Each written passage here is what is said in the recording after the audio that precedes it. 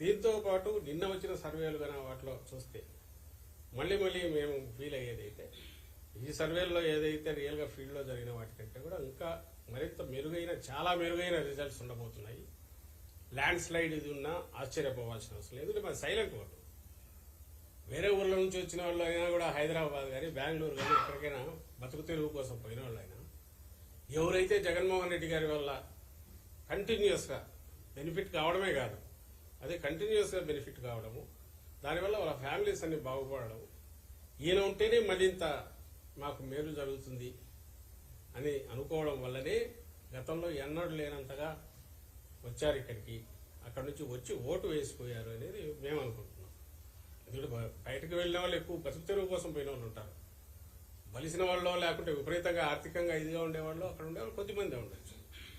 అలాగే మహిళలు, పేద మహిళలు వాళ్ళంతా వాయిస్ రేజ్ చేసి గట్టిగా అనకపోవచ్చు. వాళ్ళ ఓటు హక్కు ద్వారా వాళ్ళ ఓటు హక్కు వినియోగించుకోవడం ద్వారా ఆ తీర్పు ఇప్పటికే చెప్పి ఉంటారు. అది ఈవీఎంలో ఉంది కాబట్టి సేమ్ ది రిఫ్లెక్ట్ అవుతుంది రేపు కౌంటింగ్లో అనేది గట్టిగా నమ్ముతున్నాం. ఇంతగా ఎందుకు చెప్తున్నామంటే ఈ ఎగ్జిట్ పోల్స్ పేరుతో కన్ఫ్యూజన్ క్రియేట్ చేయడానికి చేసే ప్రయత్నం కానీ ద్వారా రేపు కౌంటింగ్లో కొంచెం ఏదైనా వాళ్ళకు పై చేసుకోవాలనే ప్రయత్నం చేసే కుట్రలు ఏమైనా పంతున్నారేమైనా అనుమానం ఉందని చెప్తున్నాను. ఇది మా పార్టీ కార్యకర్తలకు చెప్తున్నాం, అభిమానులకు చెప్తున్నాం. ఎందుకంటే కన్ఫ్యూజింగ్ అంతా ఉంది. ఈ దీంట్లో అలాగే అనొచ్చు, మీకు వచ్చినవన్నీ కూడా కరెక్ట్ అని ఎందుకు అనుకుంటున్నారని. మేము ఆ రీజనింగ్ కూడా చెప్పట్లా. నేను జరిగింది ఇన్నాళ్ళు జరిగింది. జగన్మోహన్ రెడ్డి గారు ఏ పాయింట్స్ మీద అయితే స్ట్రెస్ పెడుతూ పోయారో పాజిటివ్ సైడ్ ఒక్కటంటే ఒక్కటి కూడా చంద్రబాబు నాయుడు గారు అటువైపు నుంచి చేయలేకపోయారు. మేము ఇది చేసామని చెప్పలేకపోయారు, మేము ఇది చేస్తామనేది కూడా దాని మీద గట్టిగా చెప్పలేకపోయారు. చెప్పే ప్రయత్నం కూడా చేయలే. ఆయన ఇచ్చిన అసాధ్యమైనవి, ఆయనకే నమ్మకం లేని హామీలు ఏవైతే ఉన్నా వాటి మీద గురించి ఎక్కడ మాట్లాడలేదు. ఎంతసేపు ఉన్నా జగన్మోహన్ రెడ్డి గారిని తిట్టడం మీదనే ఆయన పోయాడు. మరి ఈ నేపథ్యంలో ఇంత ఇది జరిగినా ఇంత ఓపెన్ కళ్ళకు కట్టినట్టు కనపడతా అంటే ఇక్కడ పిక్చర్ తీర్పు ఇంకో రకంగా ఎట్లుంటుందని మేము భావిస్తున్నాం. అంటే పోస్టల్ బ్యాలెట్ వ్యవహారంలో మీ పార్టీ చేస్తున్న అలవాటు చూస్తుంటే కౌంటింగ్ ముందే ఓటమి కారణాలు వెతుకున్నారనేది తెలియజేస్తున్నారు. అందుకే 48 గంటలు తెలుస్తుంది కదా.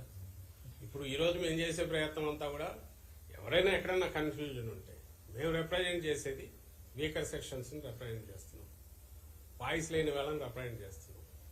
ఎవరి కోసం అయితే జగన్మోహన్ రెడ్డి గారు పూర్తి గట్టిగా నిలబడారు వాళ్ళని రిప్రజెంట్ చేస్తున్నాం. అందువల్ల వాళ్ళు కన్ఫ్యూజ్ కావడదని ఒక మెసేజ్ ఇస్తున్నారు. లేకపోతే ఇది కూడా మాట్లాడేవాళ్ళం కాదు. ఎందుకంటే ఎల్లుండి ఎలాగో తెలుస్తుంది. దాన్ని చూసి సంబరాలు చేసుకోవాల్సిన అవసరం లేదు. ఏది ఎగ్జిట్ పోల్స్ని చూసి లేదా ఇంకో రకంగా కావాల్సిన అవసరం లేదు. పోలింగ్కు ముందన్నా ఏమైనా మాట్లాడితే ఇది ఇన్ఫ్లుయెన్స్ చేయడం కోసం అనుకోవచ్చు. ఈరోజు మేము చెప్తున్నది ఎవరైనా కన్ఫ్యూజన్ ఉంటే ఏం అక్కర్లేదు, బ్రహ్మాండంగా ఉన్నామని చెప్పడం కోసం.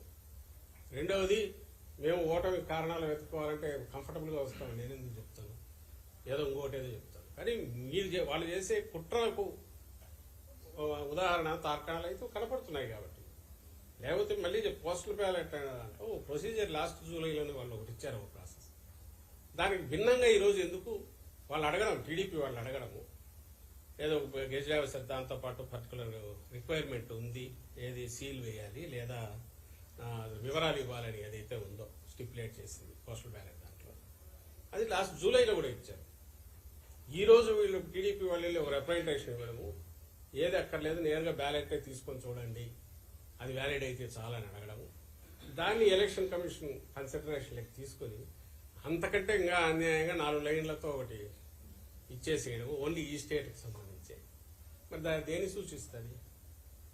అలాగే పోలీసుల మీద వీళ్ళు పెడుతున్న ప్రెజర్ మాచర్లలో మన శాసనసభ్యుడికి సంబంధించి అడ్డగోలుగా పోయి ఆయన మీద అక్రమంగా కేసులు పెట్టి అన్ని చేస్తే, అటువైపు రిగ్గింగ్ జరిగిన వాటిని పట్టించుకోకుండా ఈయన మీద కేసు పెట్టేసి ఇచ్చేస్తే, కోర్టుకు వెళ్ళి రిలీఫ్ తెచ్చుకోగానే 10-20 రోజుల క్రితం ఎప్పుడు పాత కేసులన్నీ తోడి మళ్ళీ కేసు పేరు పెట్టి ఇది చేయగలగడం, ఏది మేమే అధికారంలో ఉన్నాం ఉండి కూడా చేయగలగడం అంటే ఎవరు ఇన్ఫ్లుయెన్స్ పనిచేస్తున్నట్టు.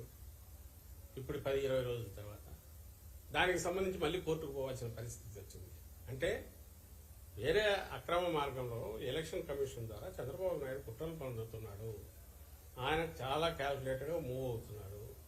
అడ్డంగా ఇది చేసేసి రేపు ఎలక్షన్ కౌంటింగ్లో ఏదో చేయాలని ప్రయత్నం చేస్తున్నాడు అనేది కనపడుతోంది అని అంటున్నాం. నేను సవ్వరకు అనట్లా, ఆయన వచ్చి ఏదో చేస్తారనట్లా. ఇగో ఈ ఉదాహరణలు చెప్తున్నాం. అందువల్ల మనం అప్రమత్తంగా ఉన్నామని అంటున్నాం. అంతే తప్ప ఏదో భయపడిపోతున్నామని ఎవరో అనట్లా. చంద్రబాబు మీద